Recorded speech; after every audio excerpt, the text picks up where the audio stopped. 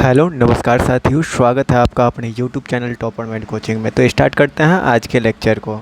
आज हम लोग नीट पॉइंट ऑफ व्यू से जो इम्पोर्टेंट चैप्टर वाइज ऑब्जेक्टिव होते हैं उस सीरीज़ को स्टार्ट कर रहे हैं।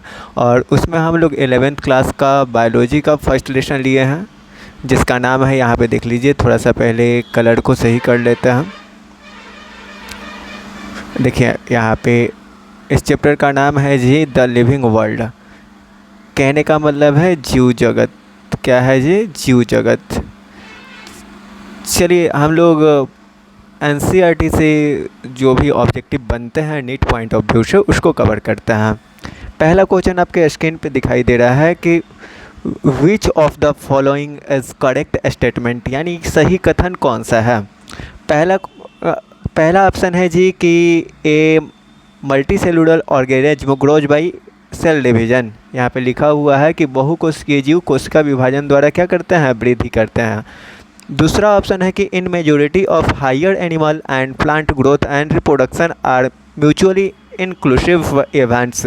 कहा जा रहा है कि अधिकांश उच्चतर जंतुओं तथा पादपों में वृद्धि तथा जनन पारस्परिक समावेशी घटनाएं होती है। It is strong statement. उसके बाद बात करते हैं कि पर्वत और शिलाखंड जो होते हैं आंतरिक वृद्धि दर्शाते हैं। नहीं, ये भी आपका रॉन्ग स्टेटमेंट है। निर्जीव वस्तुएं वृद्धि नहीं करती है, ये भी रॉन्ग स्टेटमेंट है। अब देखो 3 गो रॉन्ग स्टेटमेंट हो गया, तो आपका चौथा जो है आपका वो क्या है? चौथा यानी फर्स्ट नंबर जो ऑप्शन है कि बहुकोशिकीय जीव कोशिका विभाजन द्वारा वृद्धि करते हैं, इट इज़ राइट आंसर। तो आपका आंसर हो गया बहुकोशिकीय जीव कोशिका विभाजन द्वारा क्या करते हैं? वृद्धि करते हैं। चलो नेक्स्ट क्वेश्चन देखते हैं जी। नेक्स्ट क्वेश्चन है हमारा कि जनन सभी, पहला ऑप्शन है कि सभी जीवों का क्या है? गुण है। Reproduction is a characteristic of living organism. दूसरा क्वेश्चन है जी कि दूसरा ऑप्शन है कि सजीवों का समावेशी निर्धारक गुण नहीं हो सकता। रॉन्ग स्टेटमेंट है। सभी सजीवों में होता है, ये भी सभी सजीवों में नहीं होता है। खच्चर। और हम लोग बात कर लें मधुमक्खियों में भी 3 टाइप की मधुमक्खियाँ होती है। तो कुछ केवल क्वीन मक्खियाँ जो होती है वहीं प्रजनन कर पाती है, बाकी जो मक्खियाँ होती हैं नहीं कर पाती है। तो ये सभी सजीवों में नहीं पाया जाता है। 1 और 2 ये भी नहीं होगा। राइट आंसर केवल होगा सजीवों का गुण है। सजीवों का गुण होता है। जनन क्या होता है? सजीवों का गुण होता है। थर्ड नंबर क्वेश्चन पे आ जाओ जी। थर्ड नंबर क्वेश्चन है हमारा, क्या कह रहा है जी कि निम्नलिखित में से किस जीव में जनन वृद्धि के समानार्थी नहीं होता है। निम्नलिखित में से किस जीव में जनन वृद्धि के समानार्थी नहीं होता है। तो यहाँ पे देखिए क्वेश्चन आपका है कि in which of the following organism reproduction is not synonymous with growth. पहला ऑप्शन है बैक्टीरिया। सेकंड ऑप्शन है यूनिसेलुलर एल्गी यानी एक कोशिकीय शैवाल। उसके बाद अगला है अमीबा और उसके बाद चौथा ऑप्शन है हाउस फ्लाई यानी घड़ोली मधुमक्खी। तो इसका राइट आंसर होगा घरेलू मक्खी। यानी इसमें जो जनन होता है वृद्धि के समानार्थी नहीं होता है। चलो नेक्स्ट क्वेश्चन है जी। नेक्स्ट क्वेश्चन आप देख पा रहे हो चौथा नंबर कि निम्नलिखित कथनों को पढ़िए। निम्नलिखित कथनों को पढ़िए और इनमें कितने कथन सही है ये बताने हैं। निम्नलिखित कथन को पढ़ना है और कितने कथन सही है वो बताने हैं। पहला कथन कह रहा है आपका चौथा नंबर क्वेश्चन में, पहला कथन कह रहा है कि कोई भी निर्जीव वस्तुएं उपापचय नहीं दर्शाती है। कोई भी निर्जीव वस्तुएं उपापचय नहीं दर्शाती है। उसके बाद दूसरा है कि पात्रे में की गई पृथक्कृत उपापचयी अभिक्रियाएं सजीव वस्तुएं होती है। उसके बाद तीसरा है कि काय का कोशिकीय संगठन सभी जीवन स्वरूपों का परिभाषिकारी गुण होता है। और चौथा है जी कि मानव और अन्य स्तनधारियों में स्वचेतना का गुण होता है। तो इसमें देखिए कौन कौन आपका सही है, कौन कौन सा कथन सही है। तो आप याद रखना, पहला कथन सही है कि कोई भी निर्जीव वस्तुएं उपापचयी नहीं होती है। और दूसरा आपका 3 नंबर जो ऑप्शन है वो सही है, यानी option number 4 is right answer. काय का कोशिकीय संगठन सभी जो जीवन का स्वरूप का परिभाषिकारी गुण होता है। नेक्स्ट क्वेश्चन है जी हमारा, यहाँ पे देखो नेक्स्ट क्वेश्चन पे ध्यान देना कि 5वां नंबर क्वेश्चन है हमारा कि दिए गए में से कौन एक सजीवों का एकमात्र लक्षण नहीं है। दिए गए में से कौन सा एक सजीवों का एकमात्र लक्षण नहीं है। विच of the given is not an exclusive feature of living organism. पहला है उपापचय, उसके बाद दूसरा चेतना, वृद्धि, जनन। यानी इसमें आपको बोला है कि दिए गए निम्न में से कौन एक सजीवों का एकमात्र लक्षण नहीं है। तो एकमात्र लक्षण कौन नहीं है, तो वृद्धि। वृद्धि जो है एकमात्र लक्षण, ये निर्जीव भी वृद्धि कर सकता है लेकिन निर्जीव चेतना नहीं कर सकता है, निर्जीव जनन नहीं कर सकता है और निर्जीव उपापचय की क्रिया नहीं कर सकता है। ठीक है, तो इसमें हमारा आंसर जो होगा वो क्या होगा, वृद्धि होगा। नेक्स्ट क्वेश्चन की हम लोग बात करते हैं। तो नेक्स्ट क्वेश्चन है हमारा कि जंतु, स्तनधारी और कुत्ता प्रदर्शित करते हैं। जंतु, स्तनधारी और कुत्ता क्या प्रदर्शित करते हैं जी। तो जंतु, स्तनधारी और कुत्ता क्या प्रदर्शित करते हैं, यहाँ पे पहले क्वेश्चन देख लो। Animal, mammals and dogs present taxa at different levels. ये आपका राइट आंसर होगा। टेक्सा एट डिफरेंट लेवल्स, यानी विभिन्न स्तरों पर टेक्सा को प्रदर्शित करते हैं। विभिन्न स्तरों पर किसको प्रदर्शित करते हैं जी, टेक्सा को। नेक्स्ट क्वेश्चन की बात करते हैं। तो 7वां नंबर क्वेश्चन पे आप ध्यान दीजिए। 7वां नंबर क्वेश्चन है जी हमारा कि वर्तमान संसार में नीचे दिए गए कितने जेनेरा में से कितने जेनेरा में एक से अधिक प्रजातियां होती है। तो कितने जेनेरा में, ये जो नीचे दिया गया है सोलेनम, पेंथेरा और होमा, उसमें एक से अधिक प्रजातियां पाई जाती है। किसमें पाई जाती है, तो आपका आंसर होगा सी 2। यानी आपके इसमें से दो ऐसे जेनेरा है जिसमें एक से अधिक प्रजातियां पाई जाती है। ठीक है, नेक्स्ट को 2 यानी 2 आंसर हो जाएगा यहाँ पे। और 2 कौन कौन है, तो सोलेनम और पेंथेरा है। कौन है जी, सोलेनम और पेंथेरा। नेक्स्ट क्वेश्चन हम लोग देखते हैं। देखो नेक्स्ट क्वेश्चन है कि ए और बी के कथन को पढ़िए तथा सही विकल्प का चयन कीजिए। ए और बी का कथन पढ़ना और सही विकल्प का चयन करना है। पहला कथन है जी आपका कि जैव विविधता पृथ्वी पर उपस्थित जीवों की संख्या और प्रकार को दर्शाती है। और कथन बी है आपका कि ज्ञात और वर्णित प्रजातियों की संख्या 1.7 से 1.8 मिलियन तक है। तो इसमें देखिए, इसमें जो दोनों कथन बोला गया है उसमें आपका ए और बी दोनों सही है, परंतु बी ए का सही स्पष्टीकरण नहीं है। परंतु जो बी है ए का सही स्पष्टीकरण नहीं है। ठीक है, ये आपका आंसर इसका 2 नंबर सही है। ठीक है, नेक्स्ट क्वेश्चन की बात करते हैं हम लोग। 9वां नंबर क्वेश्चन कि सत्य या असत्य कथनों का पता लगाइए तथा सही विकल्प का चयन कीजिए। सत्य और असत्य कथनों का क्या करना है, पता लगाना है और सही विकल्प का चयन करना है। Find out the true and false statement and choose the correct option. यहाँ पे कथन कौन ट्रू है कौन फॉल्स है इसकी बात करते हैं हम लोग। ठीक है, चलिए यहाँ पे ध्यान दीजिए। पहला कथन बोला गया है कि एक परखनली में अलग से की गई उपापचयी अभिक्रियाएं सजीव या निर्जीव नहीं होती। ये परखनली में जो भी अभिक्रियाएं होती है वो सजीव भी नहीं होती है और ना ही निर्जीव होती है। तो ये ट्रू है, आप पहले यहाँ पे देख लीजिए। उसके बाद बात करते हैं जीवाणुओं में चेतना के गुण का अभाव होता है। ये फॉल्स है जी, असत्य है। उसके बाद सजीव स्वप्रकृतियनकारी, विकासशाली और स्वनियमकारी पारस्परिक तंत्र होते हैं जो बाहरी उद्दीपन के प्रति प्रतिक्रिया करने में सक्षम होते हैं। ये ट्रू है। और आपका वैज्ञानिक नामों से सुनिश्चित होता है कि प्रत्येक जीव का केवल एक नाम होता है। ये भी क्या है जी, ट्रू है। यानी देख लो TFTT किस में है, तो आप ये देख पा रहे हो TFTT इज राइट आंसर। वैसे ही इंग्लिश में भी आप यहाँ पे देख सकते हैं। And isolated metabolic reaction in test tube in neither living or not living, it is true. And bacteria back the property of consciousness, यानी ये फॉल्स स्टेटमेंट है। और नेक्स्ट बात करते हैं हम लोग living organism are self replicating, evolving and self-regulating inner active system capable of responding to external stimuli, यानी ये भी आपका क्या है, ट्रू स्टेटमेंट है। नेक्स्ट बात करते हैं हम लोग, the scientific name ensure that this organism has only one same, यानी इसका जो आपका सही आंसर है TFTT, यानी आपका जो आंसर सही है वो ऑप्शन नंबर बी है। देख लीजिए यहाँ पे TFTT आ रहा है।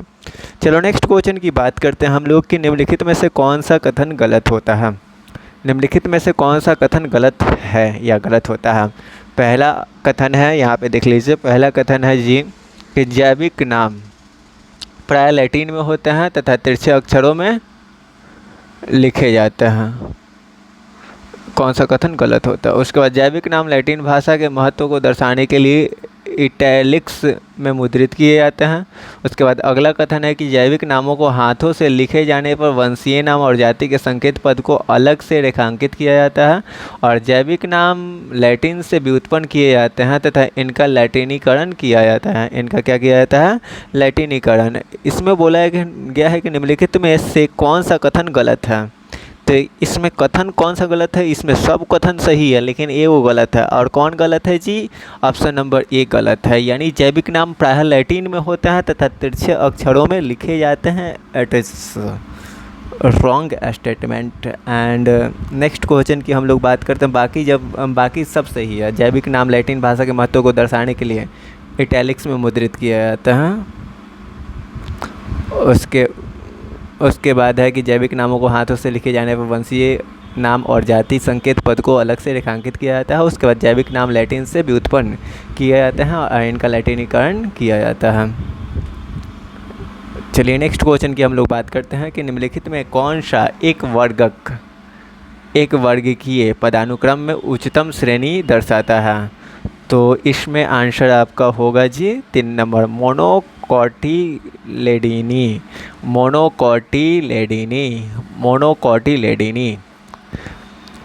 अब नेक्स्ट क्वेश्चन की बात करते हैं हम लोग 12वें नंबर। तो क्वेश्चन है आपका जी कि आलू का सही रूप में लिखा वैज्ञानिक नाम कौन है। आपका देखिए शब्द देखिए एक ही जैसा दिखाई दे रहा है ना, और ऐसा क्वेश्चन जो है ना नीट एग्ज़ाम पूछ के बहुत ज़्यादा कंफ्यूज करता है बच्चे को। इसमें देखो कौन सा सही है, तो देखो कौन सा सही है। आपको ऐसे नॉर्मल स्टूडेंट होंगे ना तो आपको सब एक ही जैसा दिखाई देगा।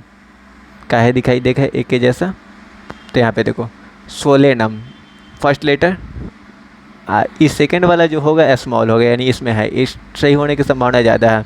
इसमें कैपिटल नहीं है, गलत। ऊपर वाला भी गलत हो गया और थर्ड नंबर भी गलत ही है, कैसे कि दोनों कैपिटल दे दिया है। ठीक है, सोलेनम ट्यूबरसम लिन,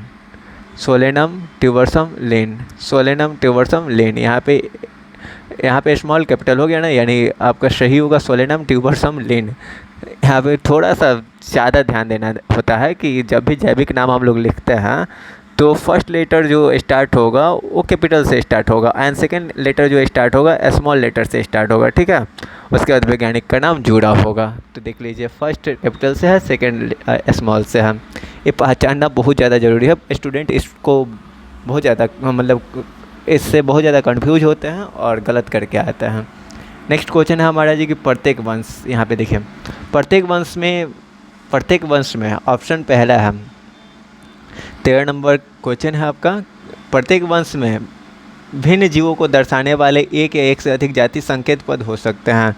रॉन्ग है। उसके बाद प्रत्येक वंश में सदैव एक जाति के संकेत पद होते हैं, यही सही होगा। ठीक है, कई जाति के संकेत पद होते हैं, ये भी गलत है। और प्रत्येक वंश में एक जैसे जीवों को दर्शाने वाले एक से अधिक जाति संकेत पद होते हैं, ये भी रॉन्ग है। इसमें आंसर होगा कि प्रत्येक वंश में सदैव एक जाति संकेत पद होता है। प्रत्येक वंश में एक जाति संकेत पद होता है। ठीक है, नेक्स्ट क्वेश्चन की बात करते हैं। तो वंश संबंधित डॉट का समूह होता है। वंश संबंधित डॉट का समूह होता है तो किसका समूह होता है, तो प्रजाति का समूह होता है। किसका समूह होता है, प्रजाति का। 15वां नंबर क्वेश्चन की बात करते हैं यदि, तो सत्य असत्य कथनों का पता लगाइए और सही विकल्प का चयन कीजिए।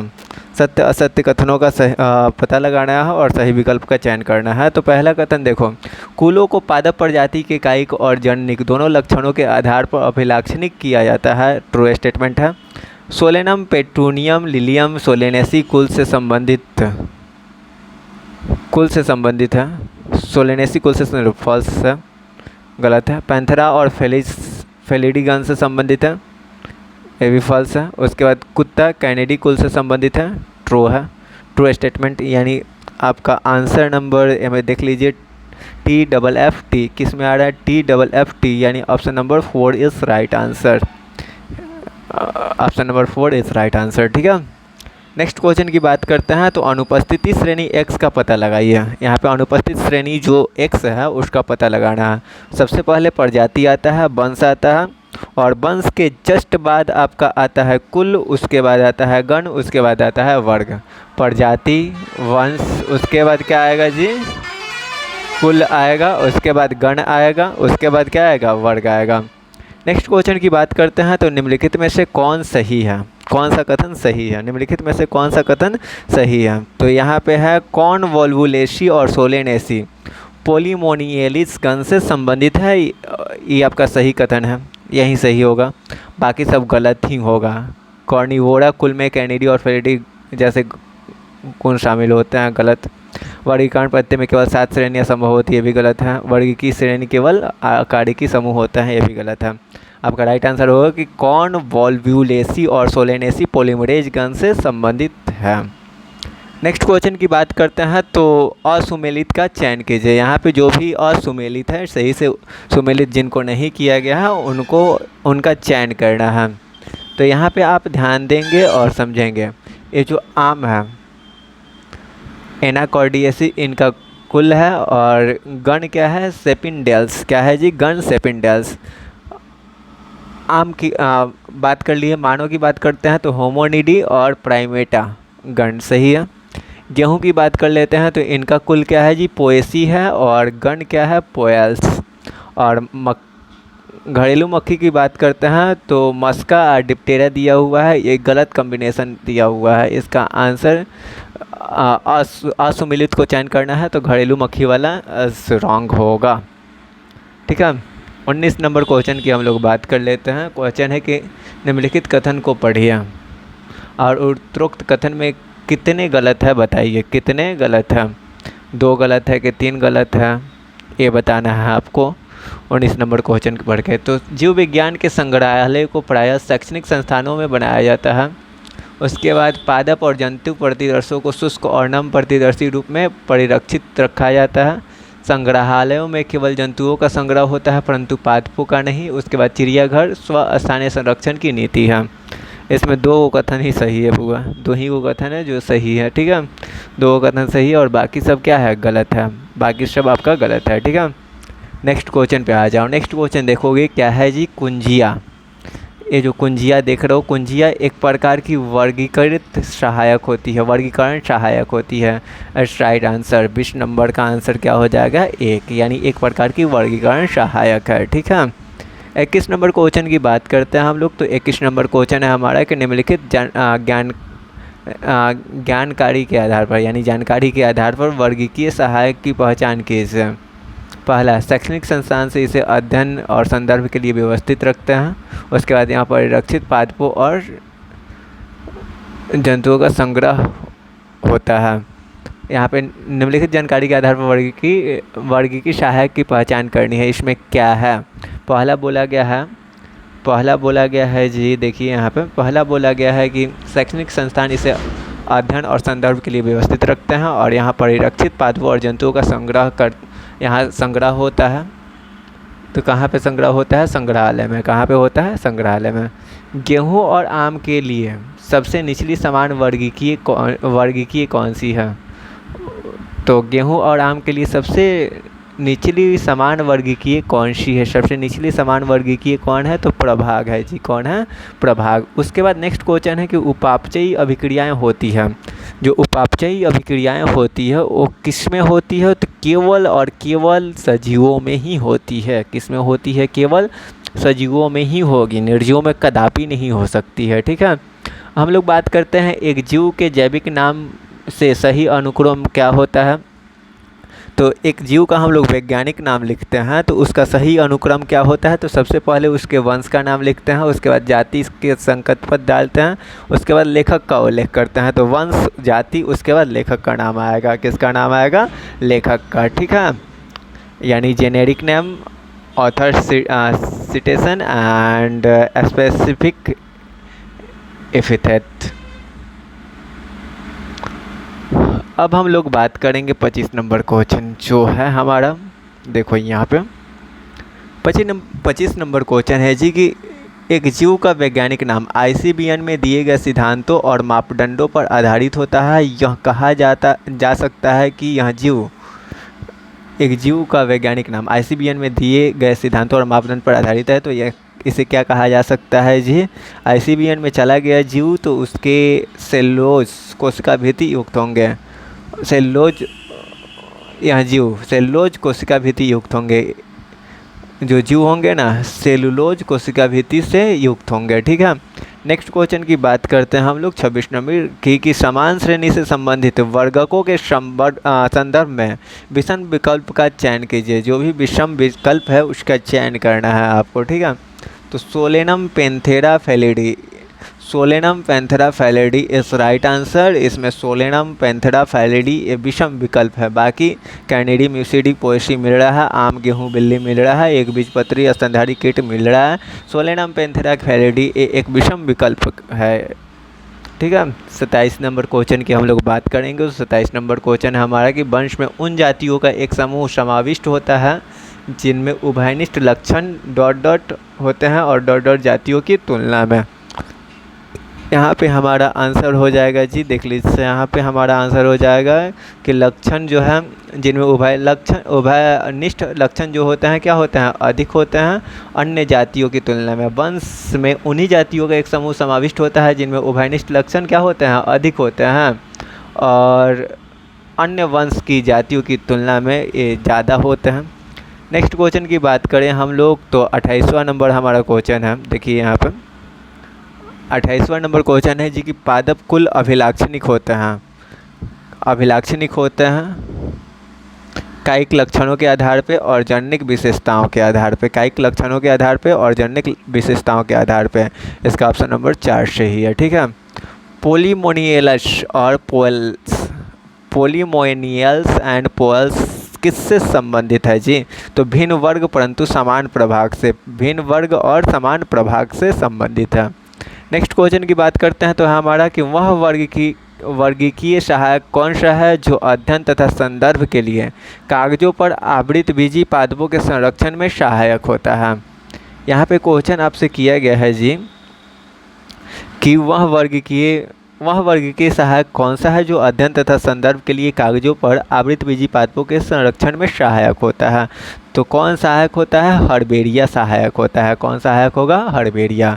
नेक्स्ट क्वेश्चन है कि पहचान की प्रक्रिया में निम्न में से कौन दो विपर्यासी लक्षण के बीच निर्मित विकल्प को प्रदर्शित करता है? तो कौन प्रदर्शित करेगा जी? तो प्रदर्शित करेगा हमारा, देख लेना आंसर होगा कुंजी।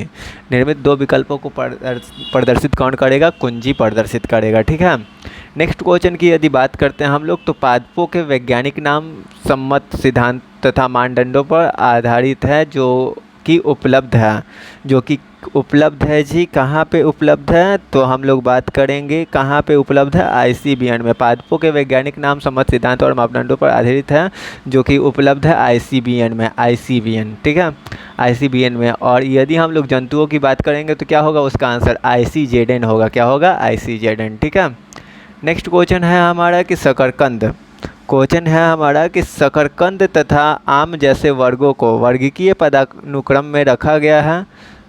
क्यों रखा गया है? भिन्न गण परंतु समान वर्ग और विभाग में। क्यों रखा गया है जी?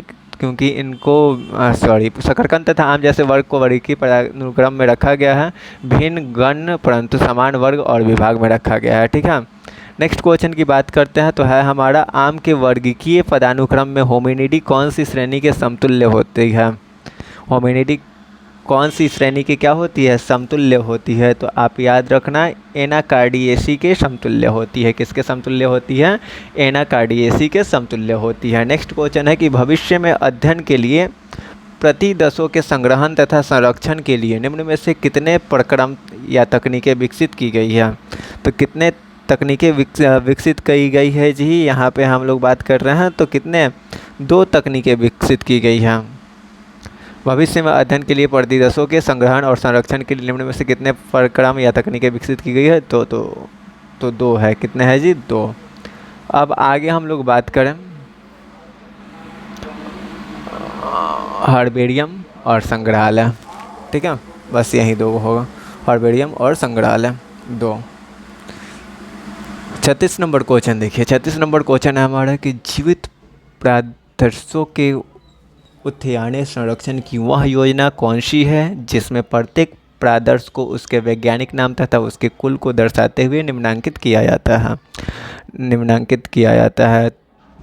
तो यहाँ पे देखो क्वेश्चन पहले पढ़ लो। जीवित प्रादर्शों के उद्यान संरक्षण की वह योजना कौन सी है जिसमें प्रत्येक प्रादर्श को उसके वैज्ञानिक नाम तथा उसके कुल को दर्शाते हुए निम्नांकित किया जाता है। तो वनस्पतिक उद्यान में, किसमें होगा? वनस्पतिक उद्यान में हम लोग उसको प्रदर्शित करते हैं या नामांकित करते हैं। ठीक है, नेक्स्ट क्वेश्चन की बात करें तो नेक्स्ट क्वेश्चन है कि निम्न वर्ग पर विचार कीजिए तथा बताएं कि इनमें से कितने वर्ग की पदानुक्रम की निम्नतम श्रेणी से संबंधित नहीं है। तो इसमें से 3 पदानुक्रम के निम्नतम श्रेणी से संबंधित नहीं है। पदानुक्रम के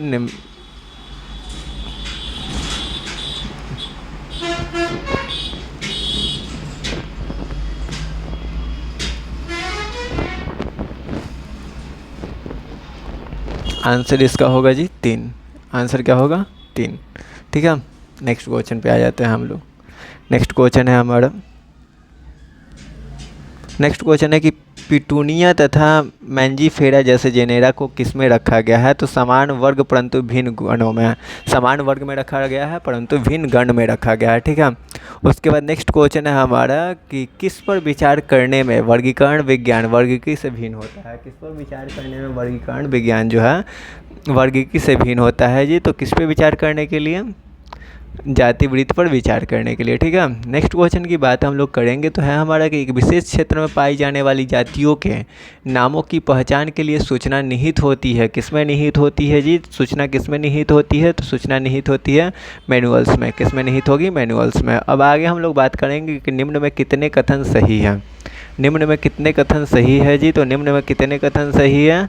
तो इसमें कथन 2 को सही है। कौन कौन सही है? तो सजीवों में आंतरिक वृद्धि होती है, इट्स राइट, एंड जीव अपने चारों ओर वातावरण के प्रति जागरूकता दर्शाते हैं। ये लक्षण, अर्थात इसमें 2 आंसर होगा, बाकी दोनों एक गलत है। ठीक है, नेक्स्ट क्वेश्चन की बात करते हैं तो है हमारा कि दिए गए विकल्पों से समान श्रेणी स्तर के वर्गीकी का चयन कीजिए। दिए गए विकल्पों में से समान श्रेणी स्तर के वर्गकों का क्या करना है? चयन करना है। तो चयन कीजिए आप लोग। इसमें कौन होगा?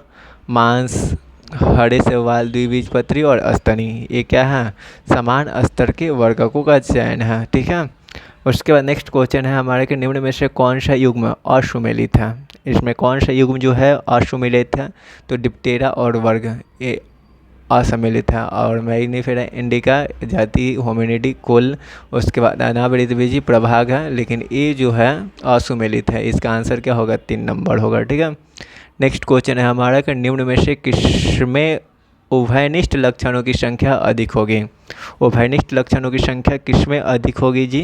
तो संबंधित जातियों का एक समूह में, संबंधित जातियों के एक समूह में उभयनिष्ठ लक्षणों की संख्या अधिक होगी। ठीक है, नेक्स्ट क्वेश्चन पे आ जाओ। नेक्स्ट क्वेश्चन है कि मछलियाँ, उभयचर, सरीसृप, पक्षियों जैसे जंतु अगली उच्चतर श्रेणियों को संगठित करते हैं तो क्या कहलाते हैं? जो क्या कहलाते हैं? तो यहाँ पे क्या कहलाते हैं? ये कहलाएंगे संघ। क्या कहलाएंगे? संघ। नेक्स्ट क्वेश्चन है कि निम्नलिखित वर्ग की सहायक संदर्भों में कितने क्रमशः पादपों और जंतुओं के परिरक्षण से संबंधित हैं। तो कितने पादपों और जंतुओं के संरक्षण से संबंधित है? यहाँ पे आप देख लीजिए कितने, तो 3 का ए हम लोग बात कर रहे हैं।